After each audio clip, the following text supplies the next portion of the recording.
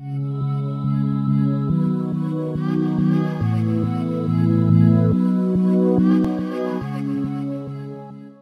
tout le monde, donc aujourd'hui je suis ici donc à Cap-Breton avec Yannick Beven. Merci Yannick pour cette interview pour globemma.com. Avec plaisir, je vais. Donc Yannick, est-ce que tu peux te présenter en quelques mots? Ouais, je m'appelle Yannick Beven, je suis ceinture noire de Jiu-Jitsu 3e degré de l'école de Zé Marcelo, que c'était l'ancien top team qu'aujourd'hui c'est l'Icon. Et puis je travaille avec le surf depuis 20 ans. Tu étais ancien pratiquant de surf, compétiteur? Voilà, j'étais ancien surf pro. Quand je suis venu en France, j'étais pro surfeur.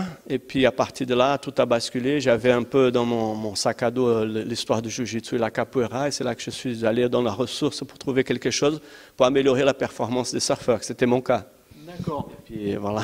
Ouais, et alors du coup, c'est très intéressant parce qu'on peut voir que dans l'univers du Jiu-Jitsu, on voit qu'il y a beaucoup de pratiquants de Jiu-Jitsu qui font du surf. Et maintenant aussi, à l'inverse, beaucoup de pro-surfeurs qui font maintenant du Jiu-Jitsu. Ouais, c'est vrai qu'au départ, les années 80 au Brésil, le surf donnait un état d'esprit plus calme pour le combattant de Jiu-Jitsu. Quand on voyait bien la famille Gracie, la plupart faisaient du surf, ils étaient tous pratiquants de surf comme loisir, mais ils étaient vraiment appliqués. Tous les week-ends, ils étaient à la plage, au même endroit, il y avait un genre de spot pour eux. Et à partir de là, ils ont commencé à faire des amis dans le surf pour apprendre mieux la performance dans l'eau. Il y a eu un échange de culture où les surfeurs commençaient à apprendre le Jiu-Jitsu pour être plus confiants dans les cas de grosses vagues ou des compétitions de surf, pour être un peu plus froid pour aboutir à leurs objectifs. Je pense que c'est un peu plus ça. D'accord. Et du coup, oui, on retrouve vraiment un équilibre entre ces deux disciplines. Mais complètement, il y a tout à voir. Je pense que le mariage des deux, plus si on peut vraiment maîtriser quelques mouvements du yoga pour respirer, c'est la clé de la performance accomplie, quoi. Tu suis, là, je vois que tu formes beaucoup de pro-surfeurs, tu entraînes beaucoup de pro-surfeurs en jiu-jitsu, dont là aujourd'hui Michel Bourrez. Ouais, voilà, aujourd'hui c'est Michel Bourrez. C'est vrai que je voyage beaucoup avec lui. J'ai voyagé auparavant parce que j'ai travaillé 10 ans avec Quicksilver. Et c'est là que j'ai commencé à faire mes pas dans le surf professionnel, autant que préparateur physique avec la philosophie du jiu-jitsu et du yoga.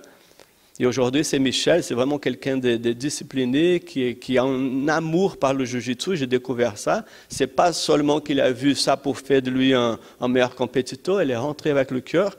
Et puis ça m'a vite fait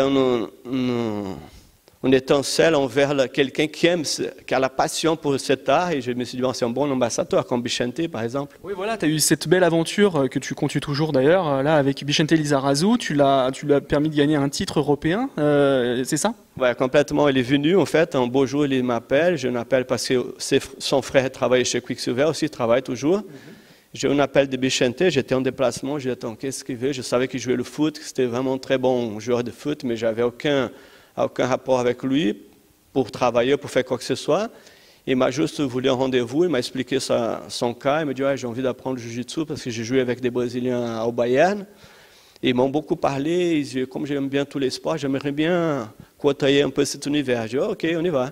Je fais un rendez-vous chez moi au garage où je m'entraîne. Je m'appelle le garage parce que c'est un garage de voiture que j'ai aménagé. Ouais.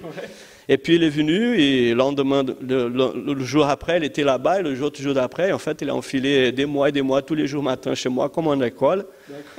Et là, il m'a posé la question, Yannick, qu'est-ce que tu penses que je fasse une compétition? Je me suis dit, bon, ok, Bichente, on va attendre un peu parce que pour moi, c'était genre placer une compétition entre deux stars, quoi. Je ne voulais pas le jeter dans la gueule de loup en faisant un combat avec tous les autres que je savais que s'entraînaient vraiment pour ça des années et des années. Je savais que lui, ça faisait à peu près 1 an et demi qu'il avait commencé. Bien sûr, c'était des cours privés, mais je me suis trouvé un peu trop tôt, quoi.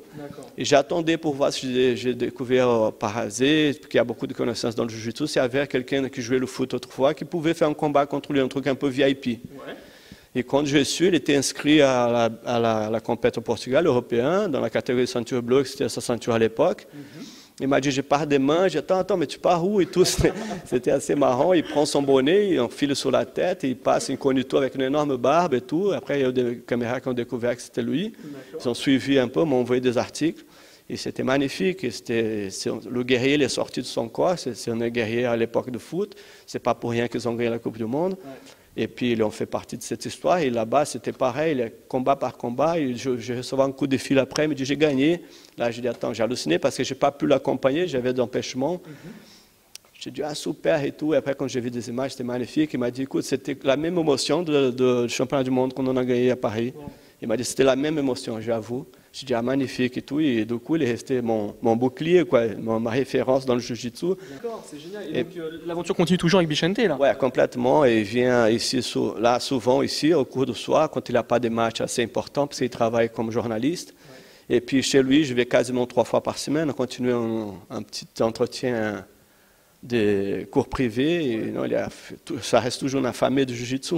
Et donc il est passé de ceinture bleue aujourd'hui, quel est son niveau? Aujourd'hui il est ceinture marron, je pense qu'il veut faire sa dernière compétition encore, je pense qu'il va se lancer dans la ceinture marron peut-être l'année prochaine, là en janvier, pas sûr, va voir ses conditions physiques, c'est quelqu'un de très discipliné. S'il y a un petit grain qui ne va pas, il ne fait pas la compétition, il faut que ça soit tout en règle, la santé, la cadence d'entraînement et puis le cardio. Et puis là, il est prêt à partir. Je pense qu'il va vouloir faire sa dernière compète avant de poser la ceinture sur le côté, mais il reste quand même un compétiteur. Il y a aussi un autre compétiteur que tu as pu accompagner, il s'agit de ton frère, Patrick, ouais. Qui lui est grand compétiteur en surf. C'est toi qui lui as transmis cette passion aussi pour le jiu-jitsu? Ouais, complètement. Il m'a suivi quand j'ai voulu découvrir un peu cet univers. C'était une époque où j'ai surfé vraiment, j'étais pro-surfeur, j'ai côtoyé le jiu-jitsu, mais je n'ai pas voulu rentrer direct parce que j'avais un peu crainte que je pouvais me blesser. C'était faux, parce qu'avec Zé, il m'a montré des A à Z sans avoir une blessure et j'ai découvert que l'art suave, ça peut vraiment être suave quand on veut. Après, voilà, la compétition, c'est une autre histoire. Patrick, il est rentré avec moi tout petit. Pareil, il ne s'est pas engagé directement. Il est venu s'engager petit à petit. Aujourd'hui, c'est quelqu'un qui est toujours là quand j'ai besoin de lui. Il vient m'aider souvent, il est tout le temps présent. C'est un bon athlète. Tu comptes aussi beaucoup d'amis dans la sphère jiu-jitsu. On peut nommer Ricardo Arona, donc Marcus Bouchécha. Ouais, en fait, c'est une famille jiu-jitsu. On finit pour tous se connaître un peu. Où on va dans le monde, il y a un petit comité qui vient nous réceptionner. Quand je vais à Hawaï, au Tahiti, au Rio, au Japon, peu importe, on est toujours réceptionné par une famille qu'on ne connaît pas vraiment, entre guillemets. C'est le lien du jiu-jitsu qui nous fait avoir cette sensation d'être pris en charge par un groupe de familles qui vit lointain. Et puis voilà, Ricardo, c'était quelqu'un qui a commencé. Quand j'ai commencé le jiu-jitsu, il était ceinture violette, venait de prendre sa violette, j'étais ceinture blanche. Je l'ai vu toute son évolution. Il habite toujours à côté de ma mère à Rio. Et une fois, il me dit, je vais passer par Paris parce que je vais au Pride. J'ai dit, tiens, viens à la maison. Et c'est là que j'ai commencé à faire venir ici. Zé Marcel, c'est pareil, ils sont tous de la BTT avant, Carson Gracie à la base, tout à la base, et après Brazilian Top Team. Et puis Bouchécha, c'était pareil, dans un des voyages, je vu Bouchécha, je connais son maître, c'est un ami à mon maître, et puis voilà, tout s'est lié après, quoi. C'est comme des racines. Et oui, bien sûr. Voilà. Écoute, merci beaucoup pour cette interview, Yannick. Avec plaisir, Julien. Et puis, on te souhaite une bonne continuation. Merci, c'est gentil. Merci beaucoup.